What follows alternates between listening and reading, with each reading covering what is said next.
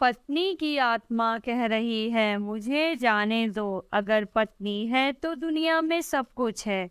आज दुनिया में अपना सिर ऊंचा रखने के और राजा की तरह जीने के लिए अपनी पत्नी का शुक्रिया करें। आपकी सुविधा असुविधा आपके बिना कारण के क्रोध को संभालती है। तुम्हारे सुख से सुखी है और तुम्हारे दुख से दुखी है। आप रविवार को देर से बिस्तर पर रहते हैं, लेकिन इसका कोई रविवार या त्योहार नहीं होता है। चाय लाओ, पानी लाओ, खाना लाओ, ये ऐसा है और वो ऐसा है, कब अक्ल आएगी तुम्हें? ऐसे ताने मारते हो, उसके पास बुद्धि है और केवल उसी के कारण तो आप जीवित हैं, वरना दुनिया में आपको कोई भी नहीं पूछेगा। अब जरा इस परिस्थिति को कल्पना करें। एक दिन पत्नी अचानक रात को गुजर जाती है। घर में रोने की आवाज आ रही है। पत्नी का अंतिम दर्शन चल रहा था। उस वक्त पत्नी की आत्मा जाते जाते जो कह रही है उसका वर्णन। मैं अभी जा रही हूँ। जिस दिन शादी के फेरे लिए थे उस वक्त साथ साथ जिएंगे ऐसा वचन दिया था, पर इस तरह अचानक अकेले जाना पड़ेगा ये मुझको पता नहीं था। मुझे जाने दो। अपने आंगन में अपना शरीर छोड़कर जा रही हूँ। बहुत दर्द हो रहा है मुझे, लेकिन मैं मजबूर हूँ। अब मैं जा रही हूँ। मेरा मन नहीं मान रहा, पर मैं कुछ नहीं कर सकती। मुझे जाने दो। बेटा और बहू रो रहे हैं, देखो। मैं ऐसा नहीं देख सकती और उनको दिलासा भी नहीं दे सकती। पोता बा बा कर रहा है, उसे शांत करो, बिल्कुल ध्यान नहीं दे रहे हैं। हाँ, और आप भी मन मजबूत रखना और बिल्कुल ढीले ना हो। मुझे जाने दो।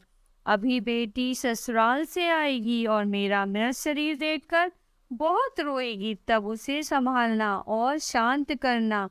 और आप भी बिल्कुल नहीं रोना। मुझे जाने दो। जिसका जन्म हुआ है उसकी मृत्यु निश्चित है। जो भी इस दुनिया में आया है उसे जाना ही है। धीरे धीरे मुझे भूल जाना। मुझे बहुत याद नहीं करना और इस जीवन में फिर से व्यस्त हो जाना। अब मेरे बिना जीवन जीने की आदत डाल लेना। मुझे जाने दो। आपने इस जीवन में मेरा कहा कभी नहीं माना। अब जिद छोड़कर व्यवहार में विनम्र रहना। आपको अकेला छोड़कर जाते मुझे बहुत चिंता हो रही है, लेकिन मैं मजबूर हूँ। मुझे जाने दो।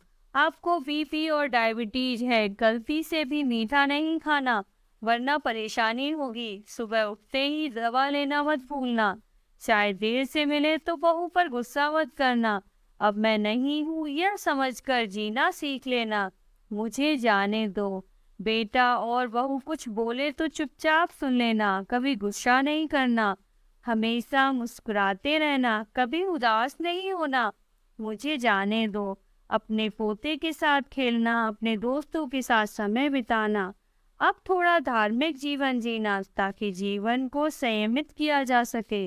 अगर मेरी याद आए तो चुपचाप रो लेना, लेकिन कभी कमजोर नहीं होना। मुझे जाने दो। मेरा रुमाल कहाँ है? मेरी चाबी कहाँ है?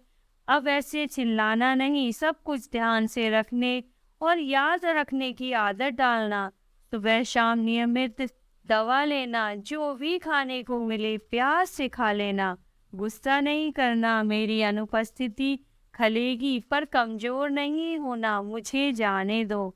बुढ़ापे की छड़ी भूलना नहीं और धीरे धीरे से चलना। यदि बीमार हो गए और बिस्तर पर लेट गए तो सेवा करना किसी को भी पसंद नहीं आएगा। मुझे जाने दो। शाम की बिस्तर पर जाने से पहले एक लोटा पानी मांग लेना। प्यास लगे तभी पी लेना। शादी के बाद हम बहुत प्यार से साथ रहे, परिवार में फूल जैसे बच्चे। अब उन फूलों की सुगंध मुझे नहीं मिलेगी। मुझे जाने दो। उठो, सुबह हो गई। अब ऐसा कोई नहीं कहेगा। अब अपने आप उठने की आदत डाल लेना। किसी की प्रतीक्षा मत करना। और हाँ, एक बात तुमसे छुपाई है, मुझे माफ कर देना। आपको बिना बताए पास की पोस्ट ऑफिस में बचत खाता खुलवाकर 10 लाख रुपए जमा किए हैं। मेरी दादी ने सिखाया था, इसमें से 2-2 लाख बहू और बेटी को दे देना। बाकी अपने खाते में रख लेना। मुझे जाने दो भगवान की भक्ति और पूजा करना। अब फिर कभी नहीं मिलेंगे, मुझसे कोई गलती हुई हो तो मुझे माफ़ कर देना। मुझे जाने दो, मुझे जाने दो। आशा करती हूँ कि कहानी आपको पसंद आई होगी। इस कहानी पर आपकी क्या राय है हमें कमेंट करके ज़रूर बताएं। कहानी पसंद आई हो तो लाइक शेयर करना बिल्कुल भी ना भूलिए। चैनल पर नए हो तो चैनल को सब्सक्राइब जरूर कीजिए।